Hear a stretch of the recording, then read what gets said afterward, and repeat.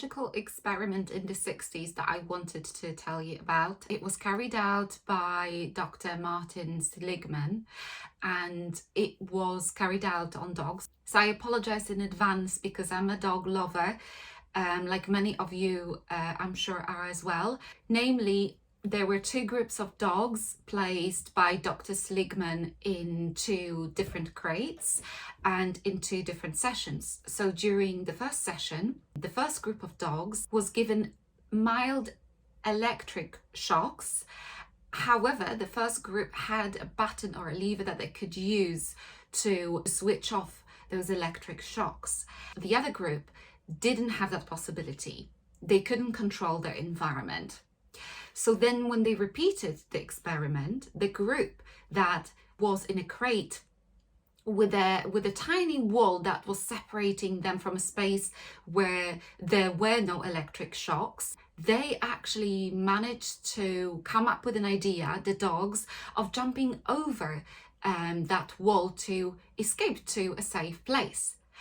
What happened to the other group of dogs, the ones who didn't have a possibility of figuring out previously how to turn off those electric shocks, they just lied down and they took the shocks, probably feeling completely helpless. So what the experiment demonstrated was the dogs really in the second group that didn't have that turn off button or lever, they just believed that they were helpless, even though they weren't. Had they only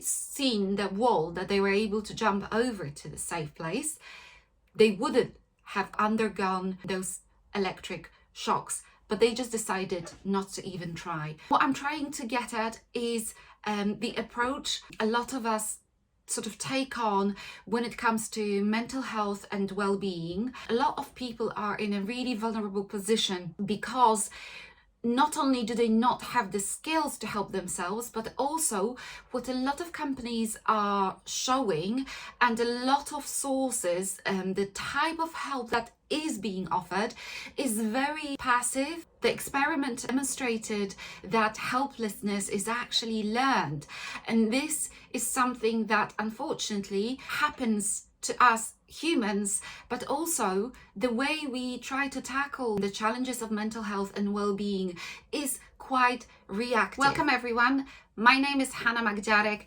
and I am a performance coach and an emotional intelligence trainer.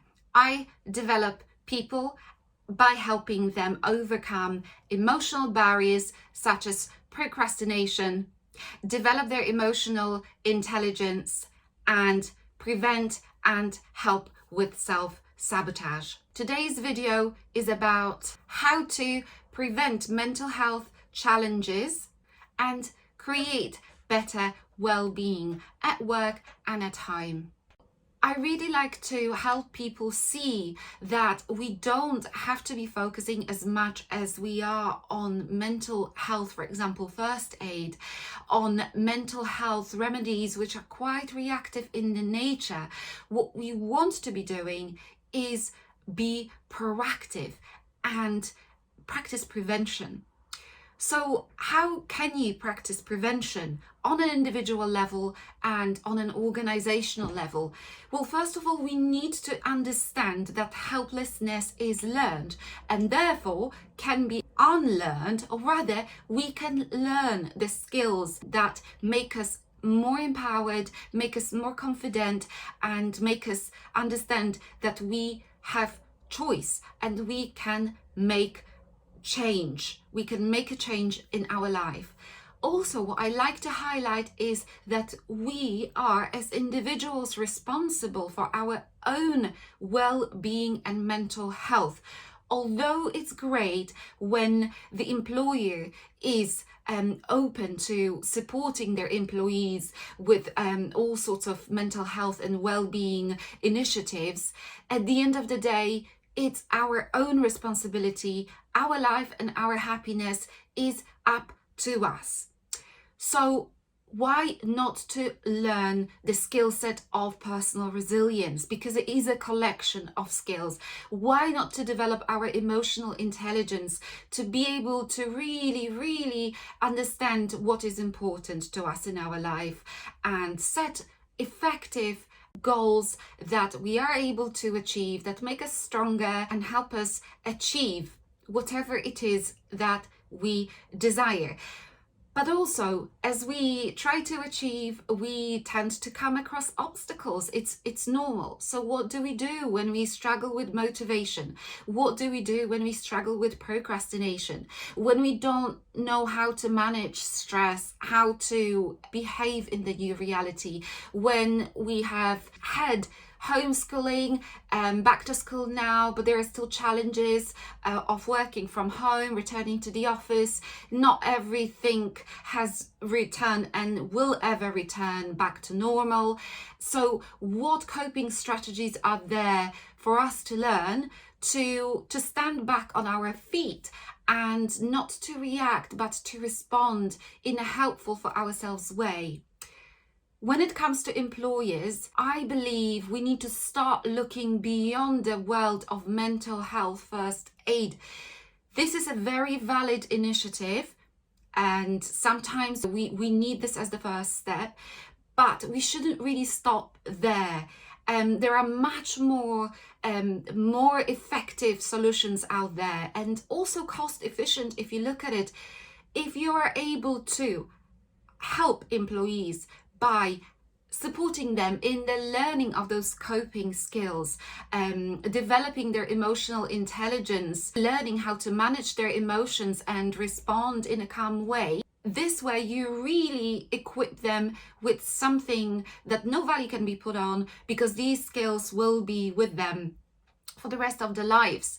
So why not to do more than just a mental health awareness day or a mental health awareness week? Why not to invest in something meaningful, something that will make a true impact on those people's lives? There are more and more organizations that are actually looking for well-being advisors and well-being leads, and this is all happening now in the post-pandemic/pandemic, because we don't really know where we are yet, world. However, these are still quite incidental occurrences, and this is something we all really need. How can we push forward? How can we work in a productive way, in a creative and innovative way, which is very often expected of us as employees, as business owners, when we don't have this strong learning mindset that would let us make personal development and personal education a permanent element of our lives. And I always highlight this, that there are so many resources out there.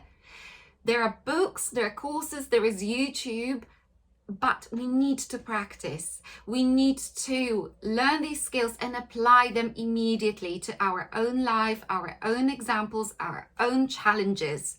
It's really simple. It just requires being consistent and committed to your own well-being, to your own mental health. And if we all learn to look after ourselves, we can really help one another better. Being able to reflect, to listen, to learn, regardless of someone's status, career, or social role, they are the ones that build trust, collaborative relationships at home and at work, and they're the ones that really make us grow and develop and create collaborative teams and communities. If you're interested in these types of topics around self-development, performance, well-being, why not to subscribe to my YouTube channel, Kaizen Coaching Limited. Please let me know what you think about the video in the comments. Thank you for watching.